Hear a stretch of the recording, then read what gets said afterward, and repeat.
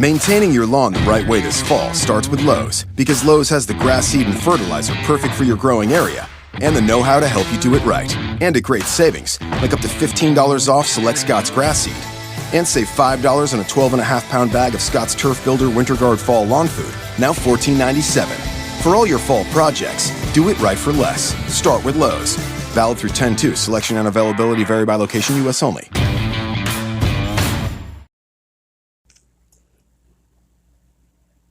All right, here we are. Sean here.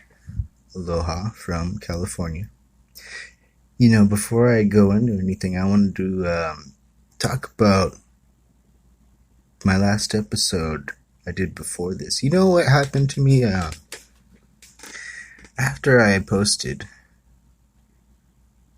I got my first negative feedback, and actually he was right. And in a way that I'm going to take it in a way that I wanted it to be. Dude told me it was garbage. And see, the thing is that the episode itself talked about a CIA document, declassified. It's on their own website. But, I didn't like the implications. I didn't like it. So why would I entertain that as a reality, right? And it's funny because things came back around to, you see, I just thought of that just now, actually, and I remember my grandma telling me a story, and the whole theme of the story was actually the story that I came on here to tell, and, the two things, they collided very ironically. And the theme is, create your reality. Not out of a psycho kind of makeup shit and, kind of way, but in a way that's like lucid dreaming, And this is a very amazing story. I was shocked, especially hearing it from my grandma. To give a little backdrop, back in 2016, I went up to Canada. I wanted to see my mom, but before I got there, before I even had got my ticket, actually, I was still saving up money. My mom went missing, and so my trip became a trip to go search for her. And it was hard. It was tough. It was tough to face because it had been 15 years since I had seen her. And, well, buy the book. It's on Amazon. I'll leave a link later on. But in any case, welcome to my show. I go hardcore here. I do. I try to keep this show explicit. So if I didn't press it, just know it is explicit. I don't think anybody should ever hinder free speech. The F word, for instance. The F word actually comes from an acronym. Back in the medieval days, there was too many serfs, right?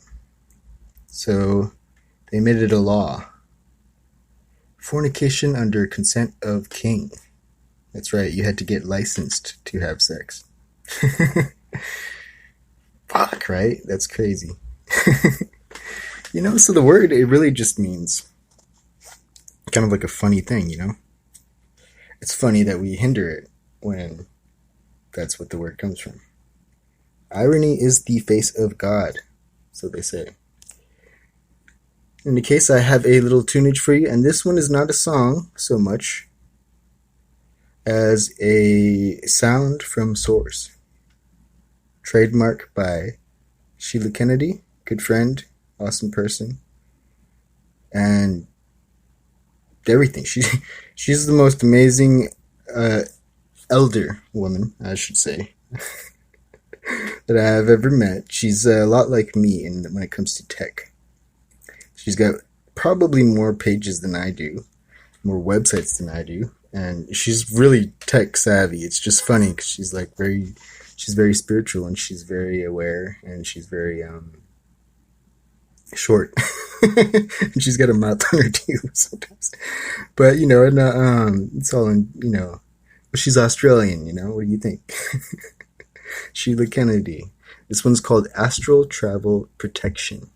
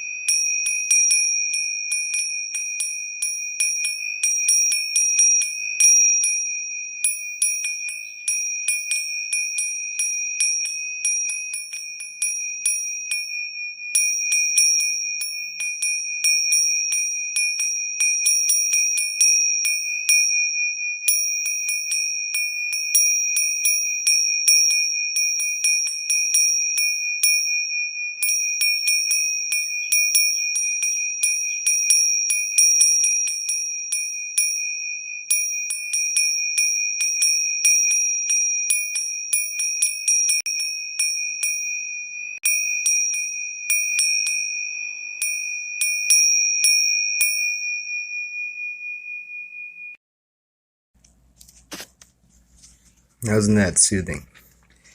Now, if we've scared off all of the regular people, well, let's begin. Actually, that's a huge thing, too. When it comes to anything deep in spiritual awareness or anything really intense, it's funny how it works, isn't it? It's like the universe kind of it's like the cognitive dissonance that we all face within, because we all have it, on different levels and on different subjects and different things.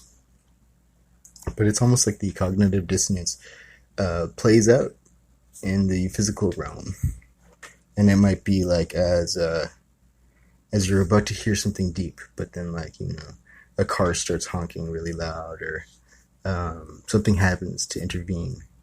And what that is it's like giving you a road, right? It's giving you a fork in the road. It's like you could seek and you could pay attention deeper, even though there's that kind of annoyance in your mind that says like, no, look away, look away. But or you could look away.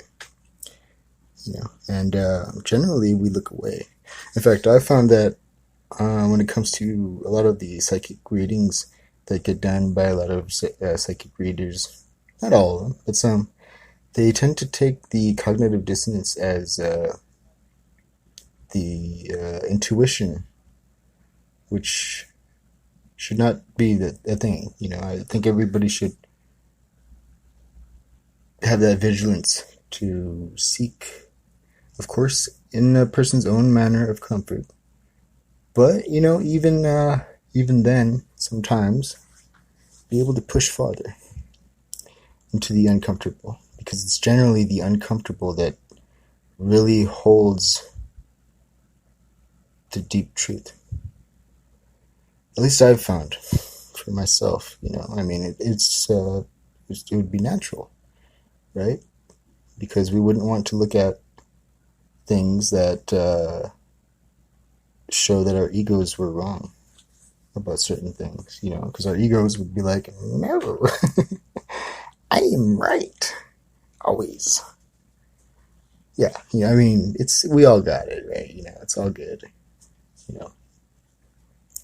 in any sense. So I was up in Canada. All right, this is talking about the Queen of Venus story that my grandma told me. Whew, hardcore, I know. Wait till you get into it. All right, let's go. So I'm up in Canada. I've been there maybe a week or so. It already had been loads and loads of synchronicity. I was going through the path, the guidance of things. First it started off with 11:11, like usual, right? After a while, right before I got to Canada, it had started to become animals instead. And started off with it started off with the butterfly, to the dragonfly, to the eagle, I think it was, or something. In any case, at my grandma's, I had a blast. It was a trip, and I got to hear a lot of weird stories, crazy stuff. I hadn't seen her since I was a kid, very young, maybe like 6 years old, something like that. And we were going out. I think it was late in the afternoon. And we were going to go pick up Grandpa or something. No, we were going shopping, that's right. Right, and we're by the door, and we got our jackets on, I put my shoes on, and we were lightly talking about reality and manifestation. And she stops me right there, right? We're at the door, about to go, and she stops me right there. Had no idea it was about to be like a 45-minute long talk. Storytelling. Right in the middle, right before we left, and but of course I gave it my utmost attention, and I hope you do too. She wanted to explain something to me, and she told it to me through an experience that happened to her and how she learned it. Well, back before I was born, my grandparents, they lucked out, really. They manifested a house in Maui that they were able to stay at whenever they wanted to. And at this point in time, my mom was still young.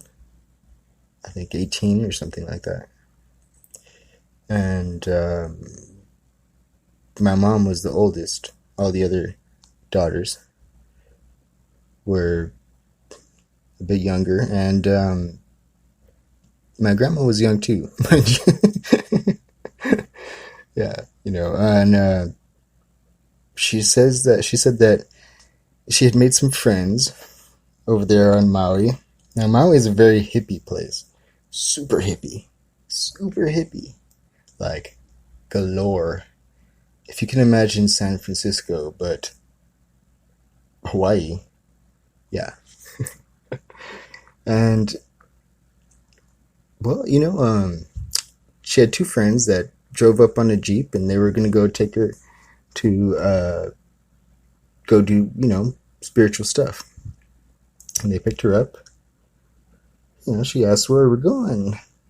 I go, we're going to go to the flea market real quick and pick up the Queen of Venus. My grandma, she's Canadian, and she's, well, I mean, she's been around the block a bit, but she's just like, oh, wow, okay. She's a sweetheart. If you could picture her. Yeah. Oh, yeah. So, she's just there innocently in the back of the Jeep, and they drive up to the flea market. And my grandma tells me like this. She says, she looks and she sees the most beautiful woman she's ever seen. Radiant. And she approaches like she's flowing. And she gets in the car with my grandma in the back and sits right next to her. My grandma says, I don't know what she said to me, but she said something immediately so powerful that I started to cry uncontrollably. And I was crying my eyes out so hard. And as I was crying, this woman, the Queen of Venus, takes my tears with her finger and starts drawing symbols on my skin, saying words in another language. Now, that's wow as it is. That's wow as it is, right? So they keep driving, and where they were going was this house up country. I can't remember where my grandma said it was.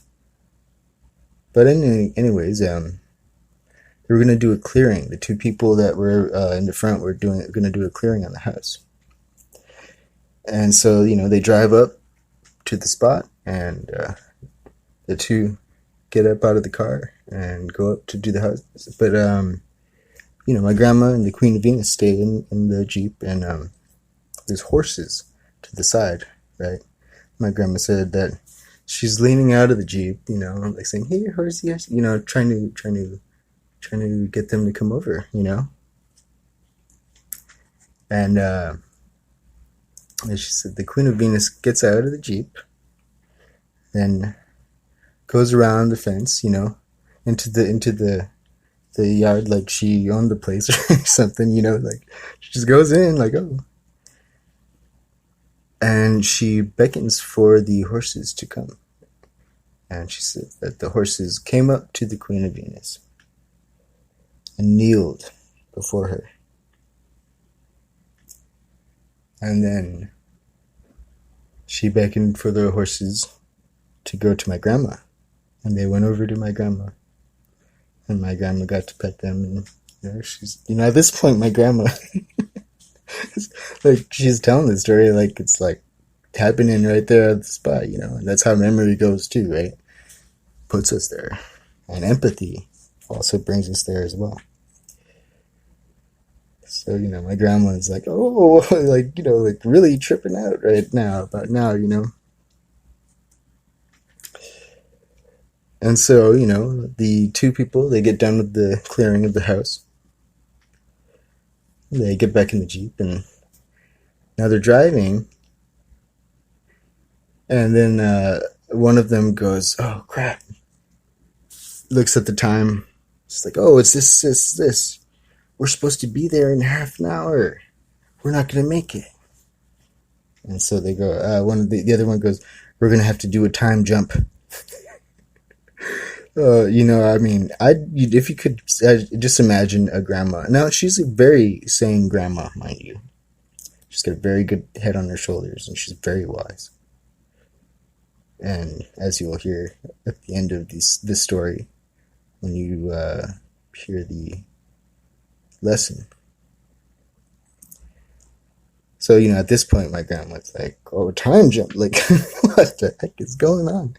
Right? And, she explains it as this, is that she doesn't know how, and she didn't understand how it could have been possible. But a drive from one area of the island to the other area of the island that clearly would take like over an hour and a half. It'd be impossible to do in half an hour. Somehow they made it. She said that it didn't seem like there was any teleporting. It didn't seem like there was any, intense thing that happened. They didn't fly. But somehow they made it in time. They did a time jump. Right there. Well, the whole time that this whole thing was going on, and I'm telling this in the way that my grandma told me, right? Because, my grandma also forgot to mention.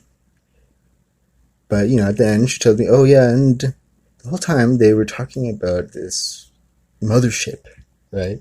Like, oh, we gotta be ready for the mothership, and the mothership this, and the mothership that. Right?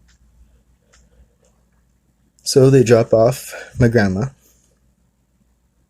right, and say goodbye.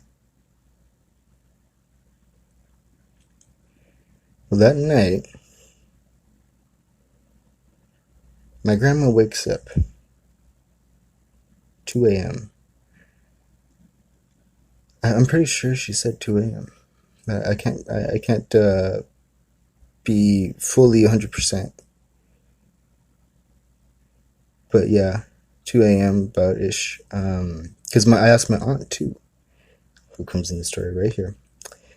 So my grandma wakes up and goes downstairs. She doesn't know why she's up or what she's doing. But my auntie, Jen,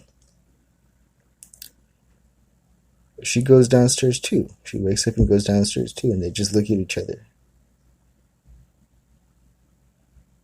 And they don't know why, and they don't know what they're doing. And they get in the car, and they drive to the beach.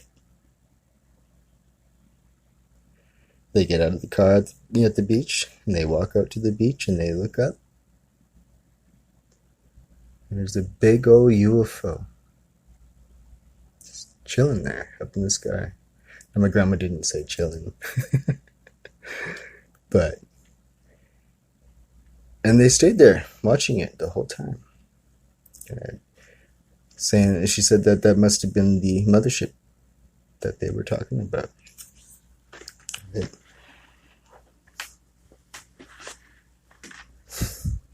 Now the sun starts to come up, and they're still there watching it. She said that people started to come out, and go to the beach and enjoy their day. And my auntie and my grandma look around. Nobody sees it. The sun's coming up.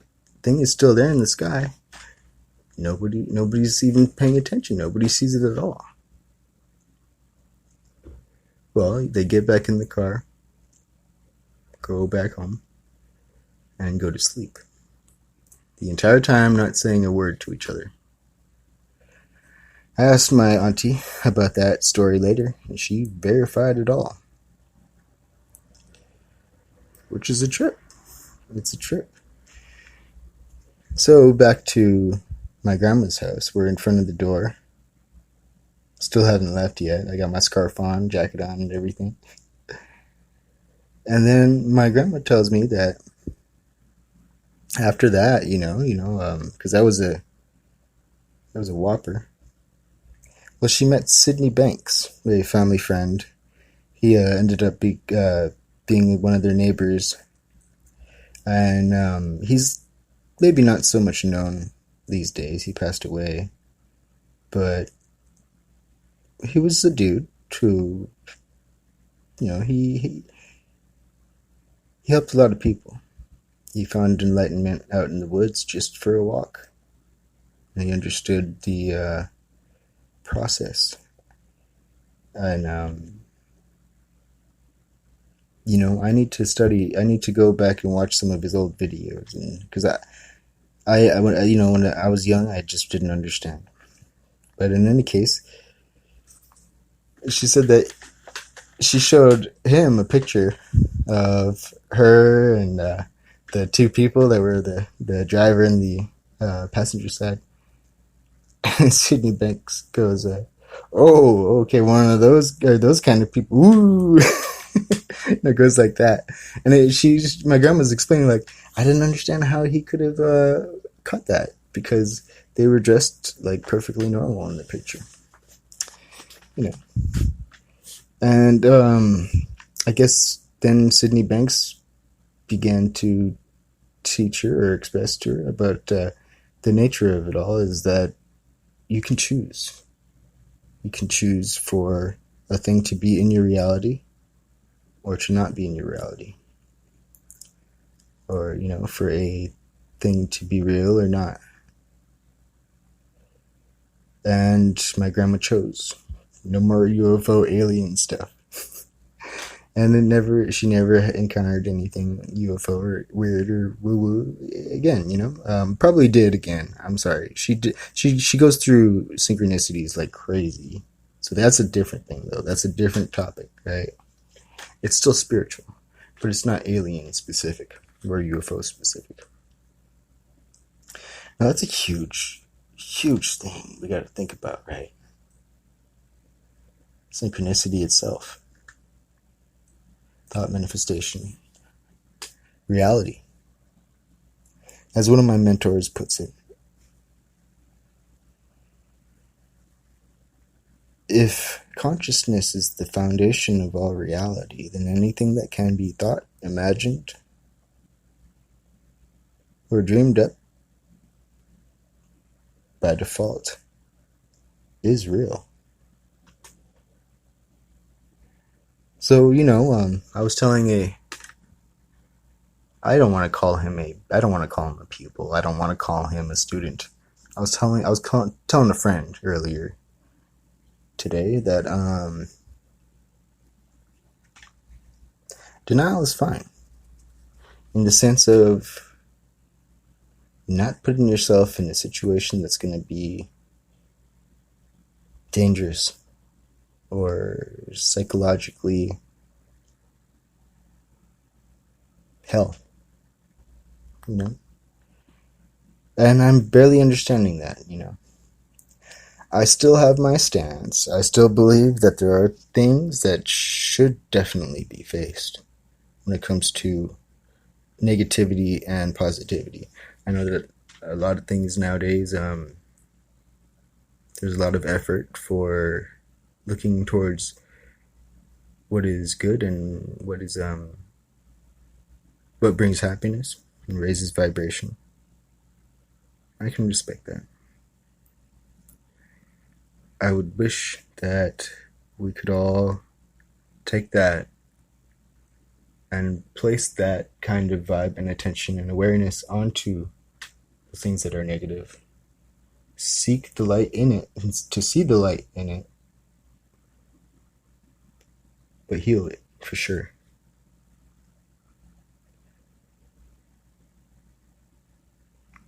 And a lot of the times, it's not always a thing that has to be negative. I have I don't want to call him my friend anymore. He was a good friend, but to be honest, I don't even really know the guy, and he kind of weirded me out. But we did have a lot of powerful talks. I won't name him, of course, but he used to get really negative and depressed a lot, and since I've been there so much in my life, I knew that every time that he swore or name called me or any of that, it was because he was hurting inside. And I knew it exactly as though it was happening to me in the moment. So it was easy for me to not at all take offense at any of it. And to still try to reach to him and give love. And I did. And I did for months. I hope he's okay. There was a limit, of course. I had to back off because I saw that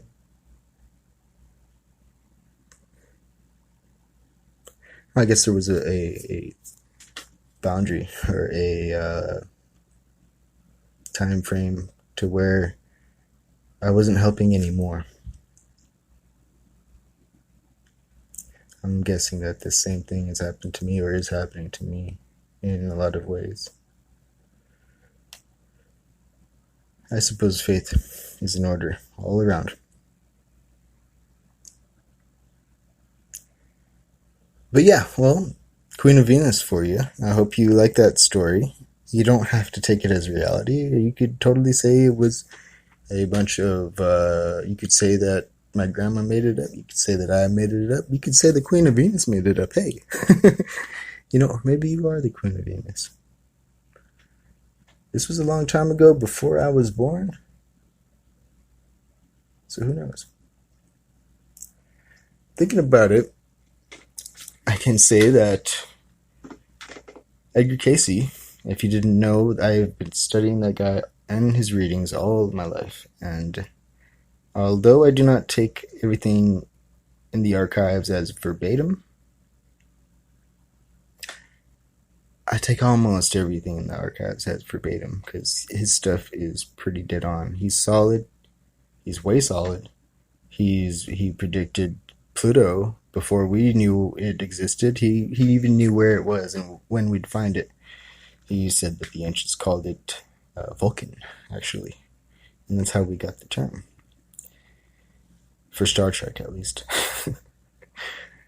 And what he said about Venus was that higher dimensional and higher awareness, beings of higher awareness lived on Venus in a life form that we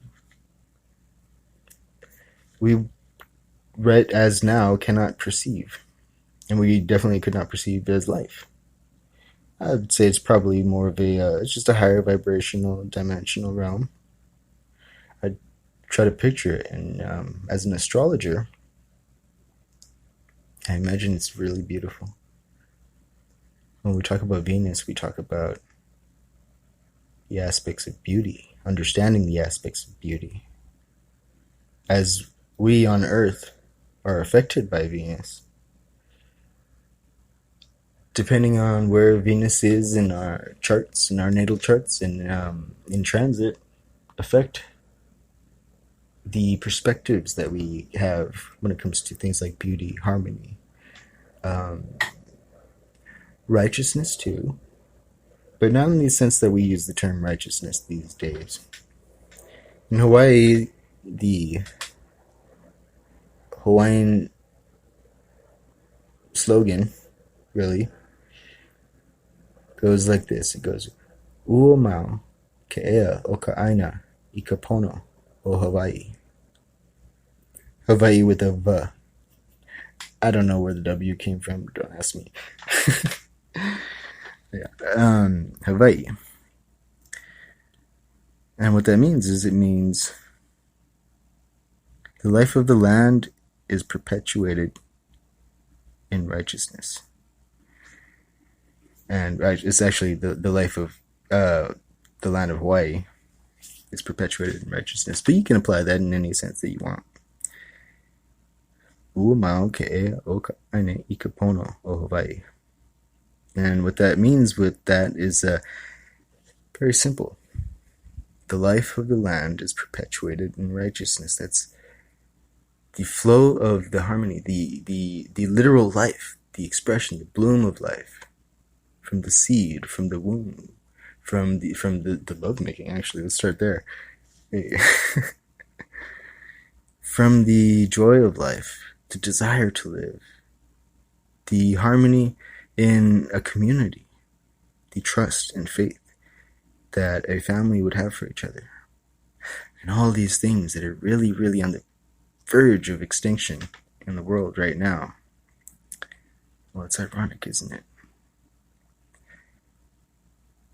In every sense, when we look at any time there's been any kind of cataclysm, and in any mythology, they all say it the same. They say it was humanity.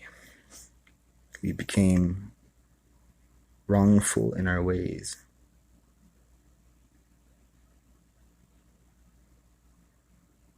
And yeah, Well, as we look at it, we could see that New Zealanders and Hawaiians have a very, very similar language and mythology.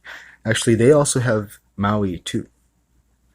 Maui being the man god, the one who pulled up all the islands, the Hawaiian Superman. And just as so, it's Lemuria, the very tip top. I love the Hawaiian language in the sense that it's got very few letters. It's mostly all vowels. And by that we can see clearly that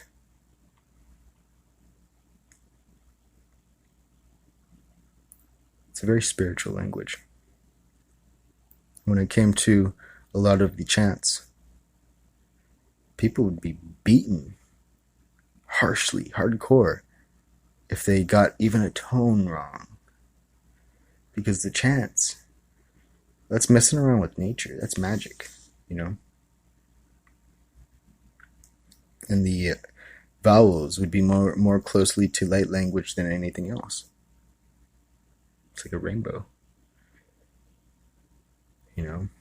I like to tell people, and it trips them out all the time, right?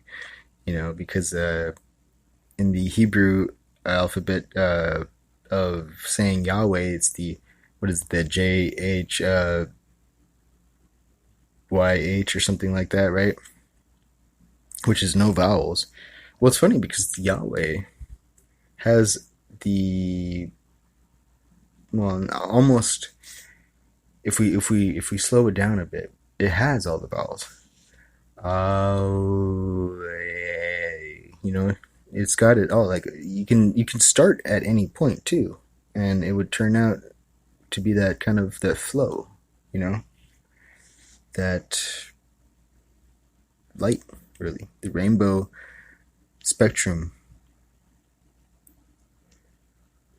It's very beautiful. And it's funny too, because that goes back to how I believe it was the Hebrew first letter, but I might be mistaken. There was a letter that they termed as the name of God, and actually it was a silent letter, which is funny, huh? Ain't that funny?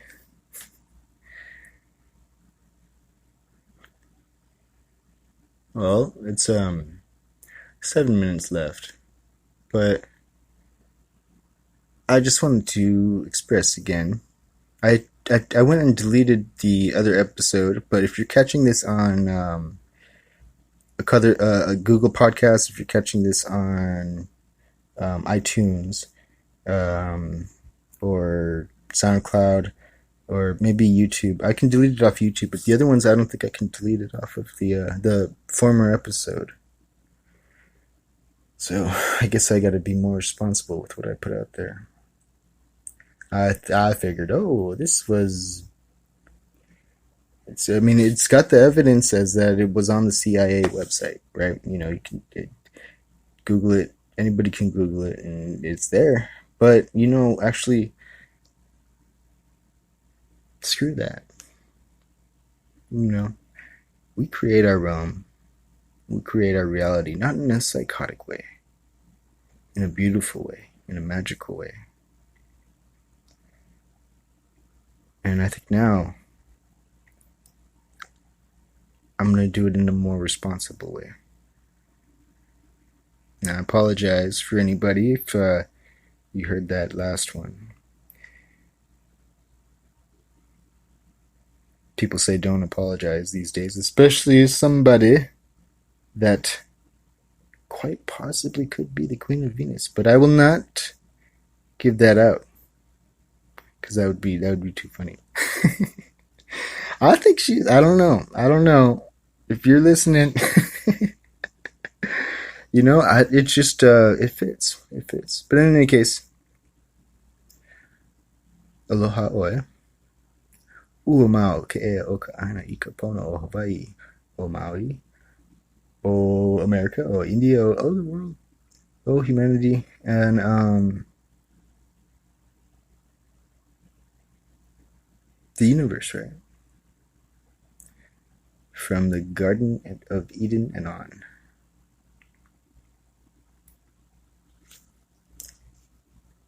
Bye-bye.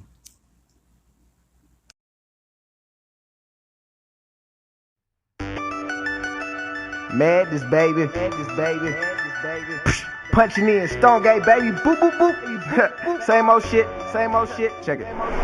I might be running low on common sense, blowing on my oxygen, knowing that I was always meant to make it hard for y'all to win. Sent to bring the lunatic to you and all you hooligans. It ain't never been no harm in going hard getting my duplicates. Smart enough to park a bus and fill it up with women. When you saw me in my truck without my L's, asking who is this? Dropping about the dual flip, holding on like if I drop the ball or if I lose my grip, then bet I'm going in for all the niggas I be fooling with. How do I forget about the haters doing 40 much? I don't like your flavor like a Sailor or a Camel Crush. Neighborhood is active out here acting up. I'm trying to turn this nickel into a stack of bucks. Laughing at all you quacking ducks. Always had a knack for having the baddest bitches back it up. Now I'm finna hurl from all this cracking up. That naughty yakko wasn't passing up. That's because I really don't relax enough. And this is how you tend to act if ever you have had it rough. Getting you to grasp it all is hard to teach when you a dust. For once I want to break from all the huff and puff.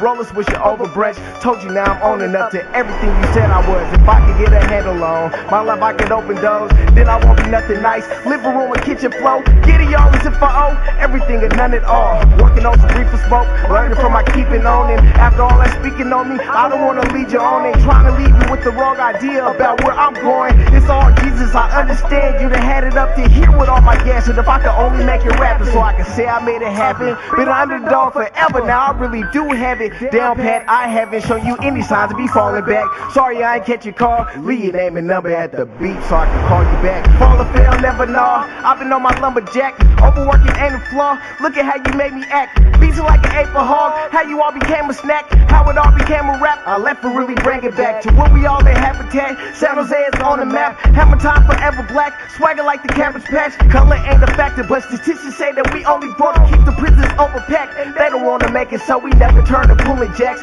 Selling dope in city traps. Trying to bring the bullet back. I ain't want to do it, but to ever lack again for me is a foolish act. Not what I was shooting at back when I was schooling, trying to fit in with the cooler cats. I ain't mixed, so I would never be where they would cool it at. The irony is later on, that's where they be losing at. And they can never make it at this altitude I'm cruising at. It's only right for me to make an interest on them. Who is that? Flies any bird playing Alabat. High as I can get, spoke another for my cataracts. This is for my brother, my mother, and my daddy back when I was just a youngster. It was hard for us when we were at the life I chose not to leave alone. Led to my love for this microphone. I'm speaking on the baggage I bring along. I'm praying for the woes that keep me strong. The same ones that got me pouring out my soul. To the course of my